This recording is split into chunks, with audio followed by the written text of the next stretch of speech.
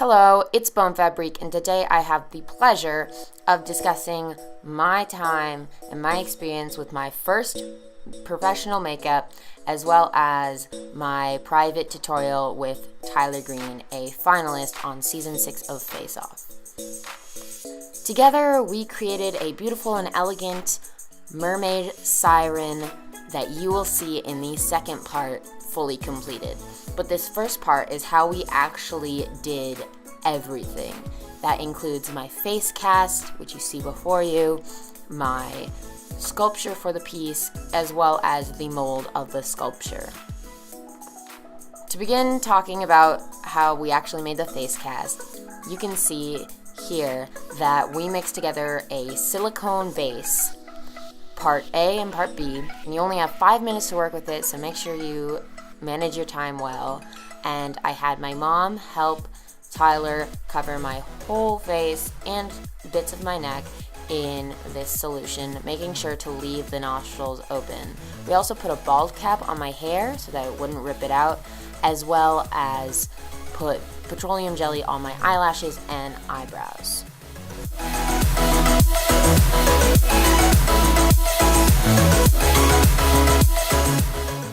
The next step in creating the face cast was to cover the hardened rubber silicone mixture with gypsum plaster bandages.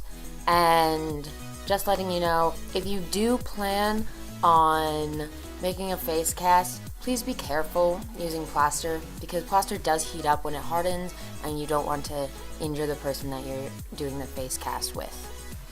To reiterate, we also left the nostrils open here. You gotta breathe when you're doing this.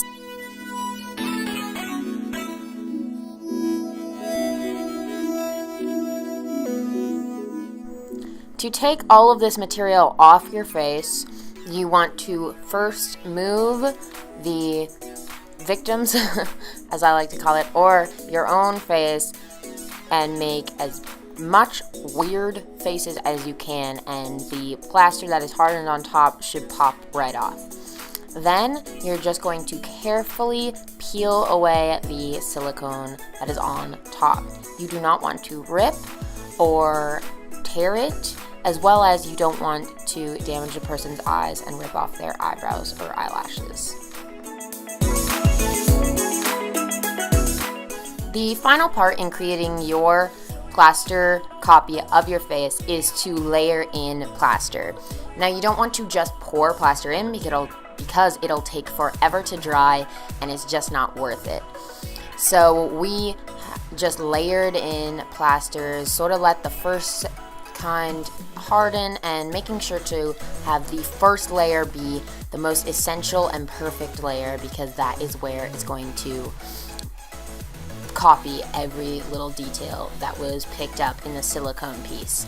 We also dipped burlap into plaster and layered it in between as well for extra stability.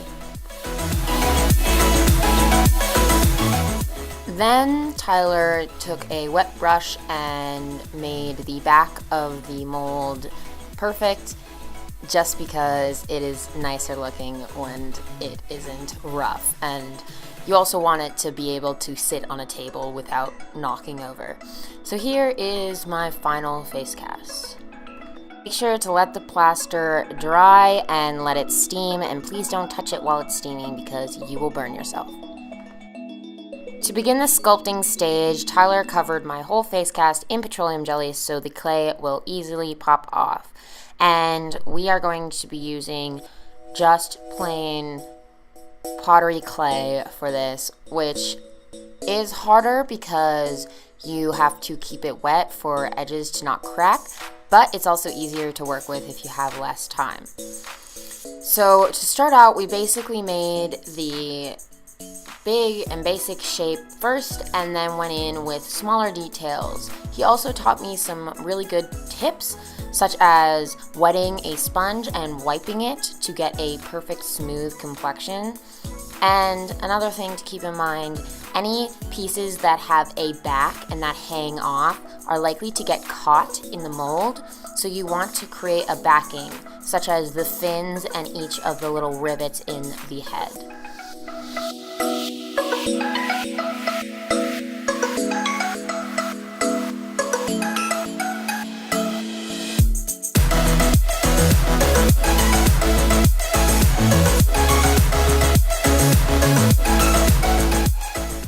you are done with your sculpture, the next part is to mold. The first part in molding is to spray your sculpture with a finishing polish used in painting.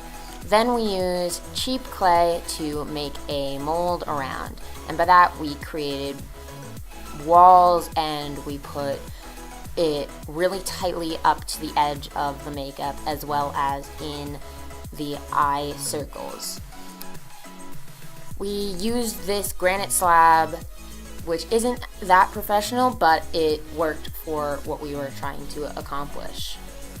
Then we tried to make a mound rather than just pour it in, and we did the same thing using the face cast. We just built up plaster and used more burlap.